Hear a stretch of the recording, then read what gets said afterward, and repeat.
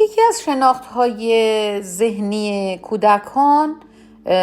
شما میتونید تو قصه گوییاشون، تو بازی‌های خیالیشون دقت کنید که کاملا میتونید متوجه بشید که ذهنشون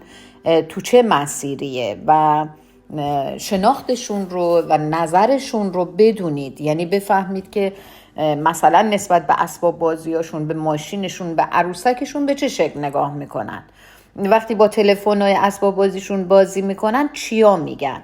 پس در این حالت ها سعی نکنید به بچه ها، به کودکانتون برچسب دروغگویی بزنید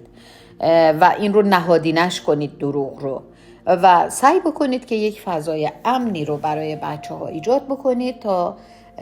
بتونید اون مسیر رشد شناختیش رو به صورت صحیح ادامه بدید تا بتونه به مرحله مثلا پیش دبستانی و ورود به دبستان که رسید بتونه تشخیص بده واقعیت رو و با اون چه که در ذهنش وجود داره.